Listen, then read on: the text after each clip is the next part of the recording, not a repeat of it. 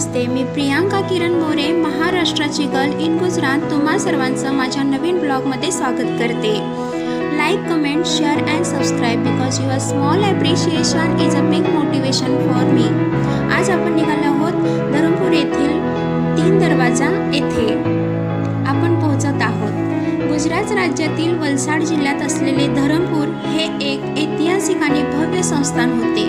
तेथील 3 दरवाजा ही या शहराची मुख्य ओळख आहे. याचेच अधिकृत नाव राज्यरोहण गेट असे आहे. या गेटचे भूमिपूजन 14 डिसेंबर 1921 रोजी तत्कालीन महाराणा विजयदेवजी यांच्या काळात झाले होते. काही वर्षापूर्वीच या ऐतिहासिक वास्तूला 100 वर्ष पूर्ण झाली आहेत. हा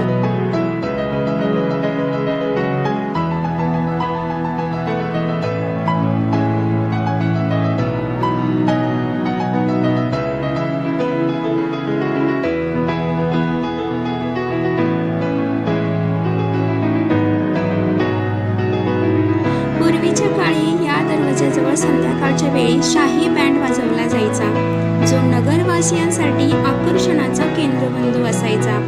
ऐतिहासिक काळापासून धरमपूरच्या 3 दरवाजा हा शहराचा मुख्य केंद्रबिंदू राहिला आहे.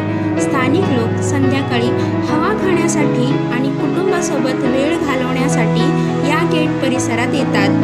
पर्यटकांचे आकर्षण असलेले ठिकाण असल्याने वलसाड आणि सापुतारा किंवा विल्सन हिलकडे जाणाऱ्या पर्यटकांसाठी एक महत्त्वाचे ठिकाण ठरते.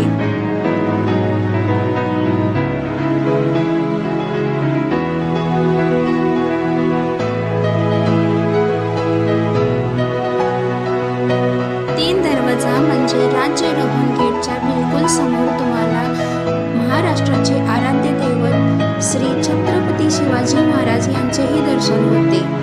आणि गुजरातमध्ये राहूनही महाराष्ट्राशी आपली नाळ जोडलेली आहे याची जाणीव पुन्हा एकदा होते.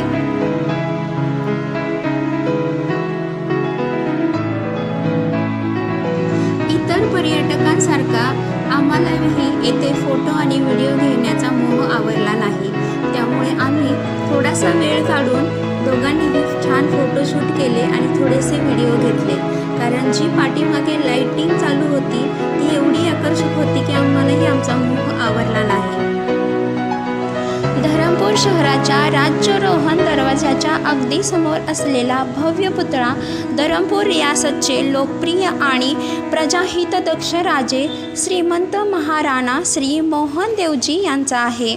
महाराणा श्री मोहन देवजी म्हणजे श्रीमंत महाराणा सर श्री मोहन देवजी नारायण देवजी यांनी 1891 ते 1921 या काळात धरमपूर संस्थानावर राज्य केले.